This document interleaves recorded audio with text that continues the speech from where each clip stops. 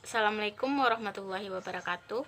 Perkenalkan, saya Putri Mepita Risti, NIM 19005083. Di sini saya akan menjelaskan tentang orang yang saya amati dalam baik dalam berkomunikasi. Baiklah, yang pertama saya akan memulai dengan profil seorang komunikator dalam program PLS. Di sini saya mengambil seorang komunikator, yaitu Bapak Sepno Fahmi SP, yang mana Bapak Sepno Fahmi SP ini adalah seorang penyelenggara bimbel sekaligus pengajar di suatu bimbel yang bernama Arumi Education di Kenagarian Kota Brapak Bayang, Kabupaten Pesisir Selatan. Adapun biodata lengkap dari Bapak Sepno Fahmi ini yaitu, yang pertama, nama lengkap Bapak ini adalah Sepno Fahmi. Tempat tanggal lahir Bapak ini yaitu Kota Brapak 7 September 1990. Bapak ini tentunya berkewarganegaraan Indonesia. Agama yaitu Islam. Alamat dari Bapak Sepno Fahmi ini adalah Kota Brapak Bayang, Kabupaten Pesisir Selatan, tepatnya di Simpang SMA Negeri 1 Bayang. Bapak ini alumni Universitas Andalas yang di mana Bapak ini mengambil jurusan agribisnis. Dan sekarang Bapak ini memiliki gelar yaitu Sepno Fahmi SP. Nah, pekerjaan Bapak ini sekarang adalah pengajar bimbel di Arumi Education, yang mana ia mendirikan sendiri bimbel tersebut. Riwayat pendidikan dari Bapak Sepno Fahmi ini, yang pertama yaitu Bapak Sepno Fahmi SD di Mintalao, yaitu dekat dengan rumah beliau. Yang kedua yaitu MTSN Talao. Yang ketiga yaitu SMA-nya Bapak Sepno Fahmi ini bersekolah di SMA Negeri 1 Bayang. Dan yang terakhir, Bapak Sepno Fahmi ini menempuh pendidikan di Universitas Andalas dengan jurusan agribisnis. Adapun riwayat dari pekerjaan Bapak Sepno Fahmi ini yaitu, Bapak Sepno Fahmi ini pernah bekerja di sebuah bank dan juga pernah bekerja di sebuah kantor camat karena Bapak ini ingin mendirikan sebuah bimbel, maka ia berhenti bekerja di sebuah bank atau di kantor camat karena menurut beliau ia lebih suka untuk mengajar dan memberikan ilmu yang bermanfaat bagi setiap orang atau khususnya itu peserta didik. Nah, adapun prestasi yang dimiliki oleh Bapak Sepno Fahmi ini yaitu, Bapak Sepno Fahmi ini berhasil menerbitkan beberapa puisi yang dimuat di beberapa koran. Sudah banyak puisi-puisi beliau dimuat di beberapa koran, dan beliau juga diundang oleh pernah beliau diundang ke Bali untuk acara mengenai puisi tersebut dan bertemu dengan orang-orang hebat mengenai puisi. Nah, yang kedua yaitu Bapak Sepno Fahmi ini berhasil mendapat penghargaan karena berhasil menciptakan gerakan 1000 buku. Nah, di sana juga di bimbel Arumi Education, di samping bimbel tersebut, Bapak Sepno Fahmi juga mendirikan taman bacaan yang mana dikhususkan untuk anak-anak daerah setempat yang ingin membaca dan belajar di sana. Dan buku tersebut didapat dari sumbangan baik dari orang-orang yang dikenal oleh Bapak Sepno Fahmi dan juga alumni dari Arumi Education itu sendiri. Kemudian selanjutnya itu tahapan-tahapan komunikasi persuasi dalam praktek pendidikan luar sekolah, di mana saya, seperti yang sudah saya sebutkan di awal, saya mengambil seorang komunikator yaitu seorang pengajar bimbel. Nah, komunikasi persuasi memerlukan keterampilan yang baik dalam berkomunikasi kepada orang banyak.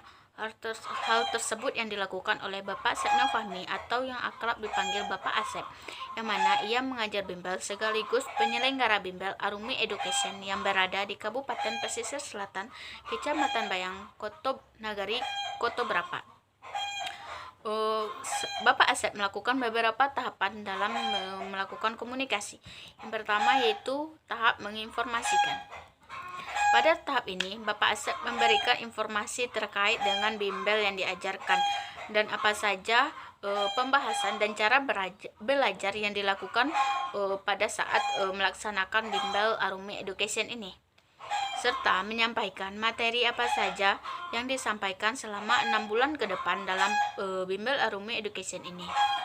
Bimbel Arumi Education ini hanya perlu diketahui, Bimbel Arumi Education ini hanya mengajar untuk siswa yang ingin masuk perguruan tinggi atau khusus untuk siswa kelas 3 yang ingin melanjutkan bersekolah di perguruan tinggi negeri atau perguruan tinggi favorit. Nah,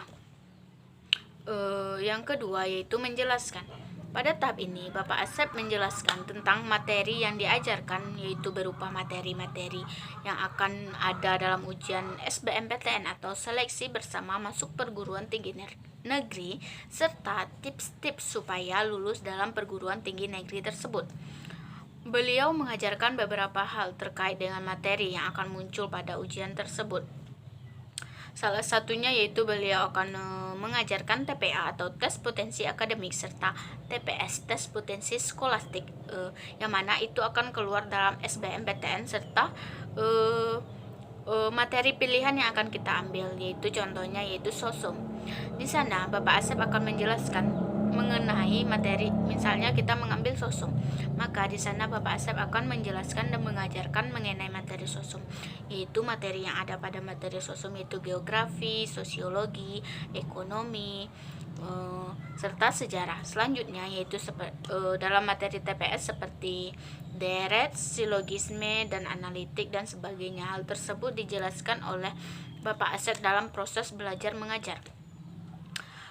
Bimbel ini dilaksanakan pada siang, yaitu ketika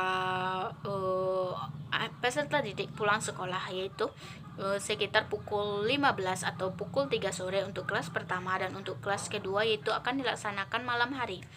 Biasanya materi ini dimulai dengan mempelajari tes potensi skolastik dan materinya itu yaitu deret. Nah, di sini Bapak Asep akan menjelaskan apa itu deret dan pola-pola yang ada dalam deret. Bapak Asep menjelaskan deret adalah pola bilangan yang berupa penjumlahan, pengurangan, perkalian, pembagian, dan pengkuadratan, pengakaran atau gabungan dari koperasi bilangan tersebut.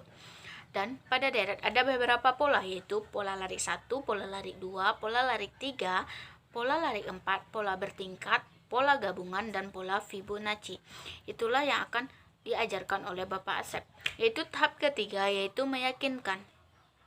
Pada tahap ini mungkin ada peserta didik yang belum paham, maka pada tahap ini peserta didik akan bertanya tentang materi yang mana ia tidak pahami dan diajarkan beliau, dan untuk meyakinkan peserta didik tersebut agar dia memahami materi tersebut. Contohnya, seorang peserta didik bertanya, bagaimana kita tahu bahwa deret itu adalah pola larik 1, pola larik 2, atau pola-pola lainnya? Kemudian, Bapak Asep atau komunikator ini akan menjawab bahwa kita harus mencoba dengan menggunakan satu persatu pola terlebih dahulu. Tanpa menuliskan, kita juga bisa dengan menggunakan daya ingat kita. Untuk memastikan pola itu keberapa, kita bisa tahu dengan melihat angka dari pola tersebut. Karena ciri khas dari suatu deret itu yaitu angkanya itu indah dipandang. Selanjutnya, misalnya dengan soal 2, 10, 50, dan 100, maka pemecahannya yaitu 2 dikali berapa yang hasilnya 10, atau ditambah berapa hasilnya 10, maka dibuat misalnya 2 kali 5 yaitu 10. Apabila ditambah maka 2 tambah 7 hasilnya juga akan 10. Maka dilanjutkan dengan angka yang kedua, yaitu dicoba lagi 10 kali berapa yang hasilnya 50, maka 10 kali 5 yaitu 50. Maka dari situ dapat kita lanjutkan ke angka berikutnya, apakah angka tersebut indah dipandang atau tidak. Apabila sudah dicari dengan pola larik 1, maka dicoba dengan pola larik 2. Demikian juga seterusnya untuk mendapatkan suatu hasil dari deret. Itu yang dikatakan Bapak Asep. Selanjutnya yaitu tahap membujuk. Pada tahap ini, seorang komunikator memberikan materi terkait yang disampaikan tadi secara berulang-ulang sampai materi tersebut benar-benar bisa dipahami oleh peserta didik atau peserta belajar dalam Bimbel Arumi Education ini.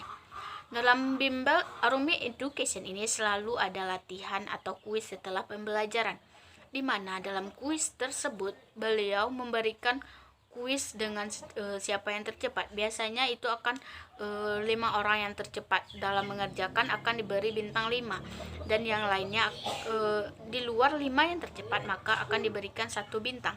Yang kemudian bintang yang paling banyak namanya akan dipajang, dan di akhir nanti akan diakumulasikan siapa yang memiliki bintang paling banyak dan akan dilombakan dengan kelas-kelas lain. Kemudian siapa yang akan menang dari perlombaan tersebut maka akan mendapatkan hadiah dari Bapak Asep ini. Selanjutnya itu tahapan mendapat persetujuan atau komitmen.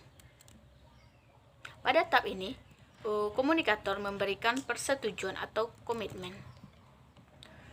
Pada tahap ini komunikator memberikan suatu tujuan atau komitmen atau pada tahap ini komunikator berhasil memberikan persetujuan dari komunikan atau peserta didik, yang mana peserta didik dapat memahami materi yang disampaikan oleh komunikator tadi dan berhasil mengerjakan latihan yang diadakan di akhir proses pembelajaran, serta peserta didik dapat memahami materi-materi yang diajarkan oleh Bapak Asep tadi.